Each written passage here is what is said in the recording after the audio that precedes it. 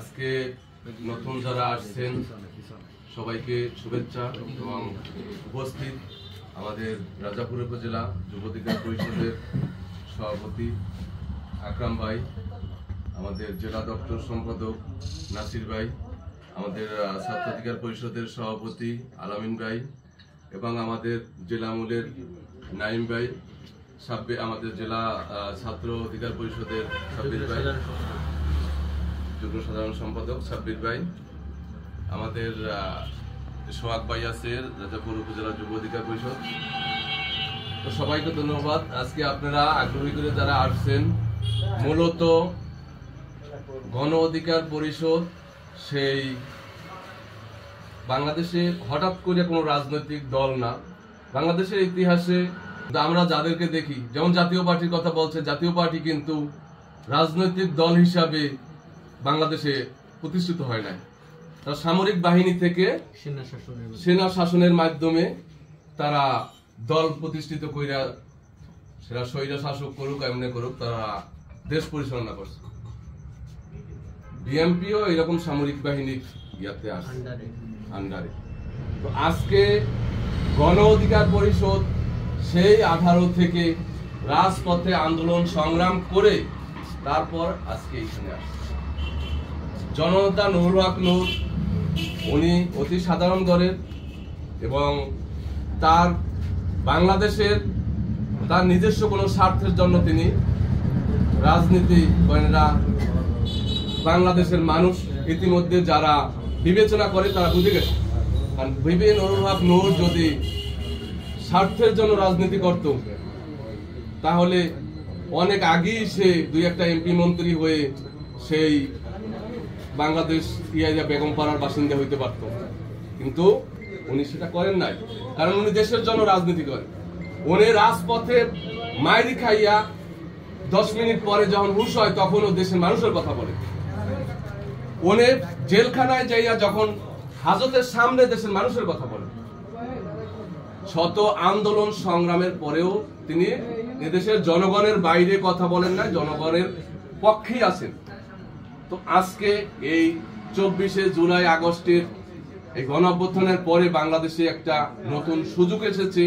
বাংলাদেশের মানুষের পরিবর্তনের আশা দেখতেছে, কিন্তু এখনো বাংলাদেশের মানুষ কিন্তু বুক ফুলাইয়া নিজস্ব মত প্রকাশ করতে পারতেছে না।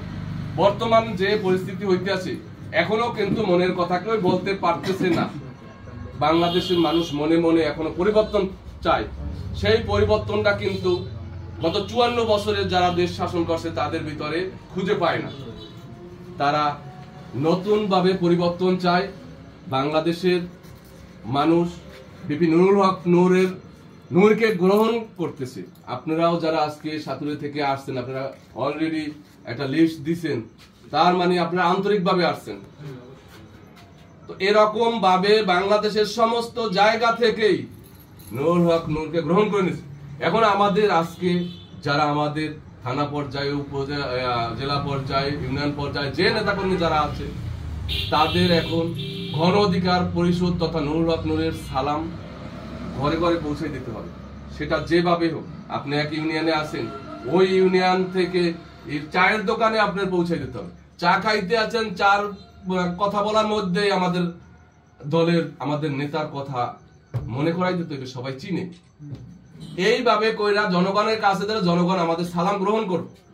আজ পর্যন্ত শুনছেন বহুত ইতিহাসে এই 54 বছরের পরে আওয়ামী লীগ বিএনপির পরে কোন রাজনৈতিক দল নতুন ভাবে গড়ে উঠতে পারে নাই। ছোট ছোট দল বাংলাদেশে 100-র অধিক আছে। এগুলো হয়তো প্রেস ক্লাব কেন্দ্রিক একটা আসনের জন্য সংসদে যাবে, এই জন্য হয়তো আন্দোলন সংগ্রাম করে প্রেস ক্লাবের সামনে। কিন্তু ইতিহাসের এত বছর পরে একটা দলই বাংলাদেশে সেই উঠতির পথে, সেটা একমাত্র গণ অধিকার পরিষদ।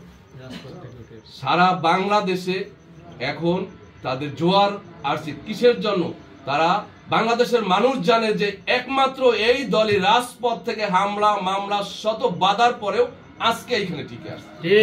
এবং বাংলাদেশে এই যে 24-এর গণ অভ্যুত্থানের প্রধান ভূমিকায় জননেতা নুরুল হক নূর।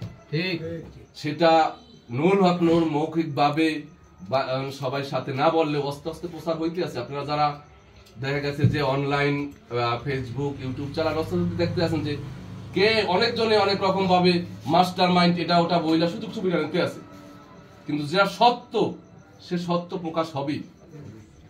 তো আজকে আপনারা যারা আসছেন আপনাদেরকে বলবো আপনারা আমাদের সাথে থাকেন, আমাদের গণ অধিকার পরিষদের সদস্য হইয়া মানুষের কাছে আমাদের সালাম পৌঁছে দেন। আপনাদের কেউ ফেলে দিবে না। আমাদের এখন আগামী একটা বছর হয়তো দেখা গেছে যে এভাবে থাকবে, এক বছর পরে হয়তো নির্বাচন হবে। তো এই এক বছরে আপনারা হয়তো দেখা গেছে মানুষের কাছে যাইতে পারবেন, মানুষের কাছে সালাম পৌঁছে দিতে পারবেন। টাইমগুলোর মধ্যে আমরা যে সদস্য যেভাবে যেখানে যা আছি আমরা চেষ্টা করব আমাদের দলকে প্রমোট করার জন্য, যার যার স্থান থেকে আমরা শুধু সাধারণ মানুষের কাছে আমাদের দলের সালাম পৌঁছে দেওয়ার জন্য। আমাদের সালাম গ্রহণ করতেছে মানুষ। ইনশাআল্লাহ আমরা সামনে আমাদের গন্তব্যে আমরা পৌঁছে যাব।